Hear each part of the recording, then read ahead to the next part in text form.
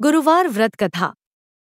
प्राचीन काल की बात है। किसी राज्य में एक बड़ा प्रतापी और दानी राजा राज करता था। वह हर गुरुवार को व्रत रखकर दीन दुखियों की मदद करके पुण्य प्राप्त करता था, परंतु ये बात उसकी रानी को अच्छी नहीं लगती थी। वह न तो व्रत करती थी और न ही दान पुण्य में विश्वास रखती थी। इतना ही नहीं, वह राजा को भी ऐसा करने से मना करती थी। एक समय की बात है, राजा शिकार खेलने के लिए वन गए। घर पर रानी और दासी थी। उसी समय गुरु बृहस्पति देव साधु का रूप धारण कर राजा के दरवाजे पर भिक्षा मांगने आए। साधु ने जब रानी से भिक्षा मांगी तो वह कहने लगी, हे साधु महाराज, मैं इस दान और पुण्य से तंग आ गई हूँ। आप कोई ऐसा उपाय बताएं जिससे कि सारा धन नष्ट हो जाए और मैं आराम से रह सकूं। इतना सुनकर बृहस्पति देव ने कहा, हे देवी, तुम बड़ी विचित्र हो। संतान और धन से कोई दुखी होता है। अगर अधिक धन है तो इसे शुभ कार्यों में लगाओ। कुंवारी कन्याओं का विवाह कराओ, विद्यालय और बाग बगीचे का निर्माण कराओ, जिससे तुम्हारे दोनों लोग सुधरे। परंतु साधु की इन बातों से रानी को खुशी नहीं हुई। उसने कहा कि मुझे ऐसे धन की आवश्यकता नहीं है जिसे मैं दान दूं और जिसे संभालने में मेरा सारा समय नष्ट हो जाए। तब साधु ने कहा, अगर तुम्हारी ऐसी इच्छा है तो मैं जैसा तुम्हें बताता हूँ तुम वैसा ही करना। गुरुवार के दिन तुम घर को गोबर से लीपना, अपने बालों को पीली मिट्टी से धोना, राजा से हजामत बनाने को कहना, भोजन में मांस मदिरा का प्रयोग करना, कपड़े धोबी के यहाँ धुलने देना। इस प्रकार 7 बृहस्पतिवार करने से तुम्हारा समस्त धन नष्ट हो जाएगा। इतना कहकर साधु के रूप में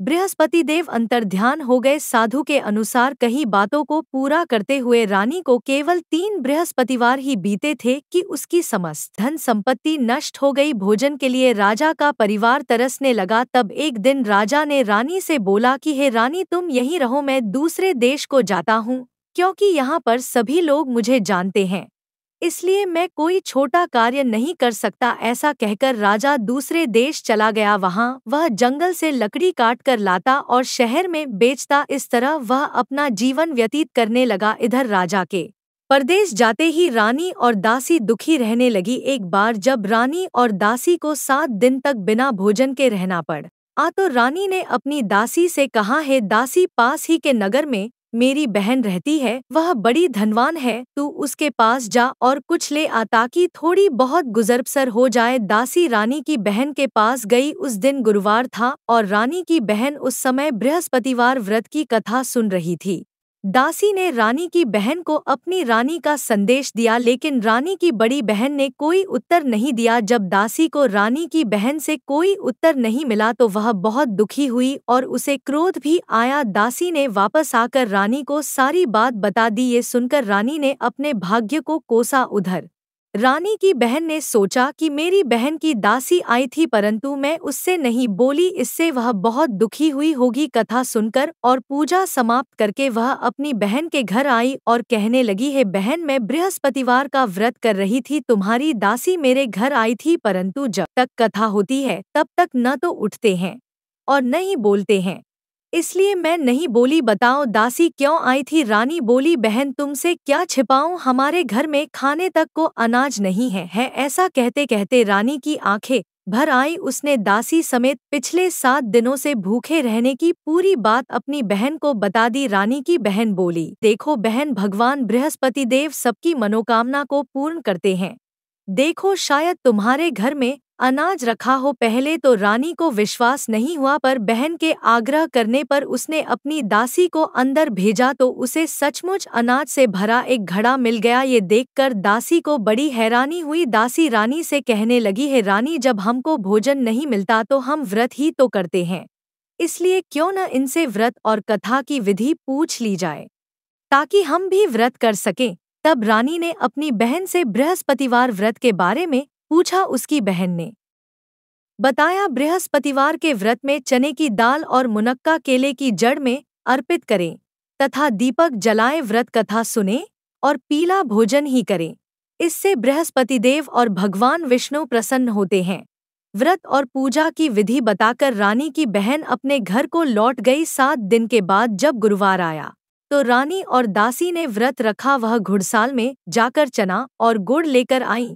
फिर उससे केले की जड़ तथा विष्णु भगवान की पूजा की। अब पीला भोजन की चिंता को लेकर दोनों बहुत दुखी हुईं। चूंकि उन्होंने व्रत रखा था इसलिए बृहस्पति देव उनसे प्रसन्न थे। वह एक साधारण व्यक्ति का रूप धारण कर 2 थालों में पीला भोजन दासी को दे गए। भोजन पाकर दासी प्रसन्न हुई और फिर रानी के साथ मिलकर भोजन ग्रहण किया। उसके बाद वह सभी गुरुवार को व्रत और पूजा करने लगी। बृहस्पति देव की कृपा से उनके पास फिर से धन संपत्ति आ गई, परंतु रानी फिर से पहले की तरह आलस्य करने लगी। तब दासी बोली, देखो रानी, तुम पहले भी इस प्रकार आलस्य करती थी, तुम्हें धन रखने में कष्ट होता था, इस कारण सभी धन नष्ट हो गया, और अब जब देव बृहस्पति की कृपा से धन मिला है तो तुम्हें फिर से आलस्य होने लगा है। रानी को समझाते हुए दासी कहती है कि बड़ी मुसीबतों के बाद हमने ये धन पाया है, इसलिए हमें दान पुण्य करना चाहिए, भूखों को भोजन कराना चाहिए और धन को शुभ कार्यों में खर्च करना चाहिए। इससे तुम्हारे कुल का यश बढ़ेगा, स्वर्ग की प्राप्ति होगी और पितृ प्रसन्न होंगे। दासी की बात मानकर रानी अपना धन शुभ कार्यों में खर्च करने लगी। इससे पूरे नगर में उसका यश बढ़ने लगा। बृहस्पतिवार व्रत कथा के बाद श्रद्धा के साथ आरती की जानी चाहिए। इसके बाद प्रसाद बांटकर उसे ग्रहण करना चाहिए। इस प्रकार जो भी यह कथा पढ़ता या सुनता है उसके सभी मनोरथ पूरे होते हैं। बोलो बृहस्पति भगवान की जय, विष्णु भगवान की जय, लक्ष्मी माता की जय।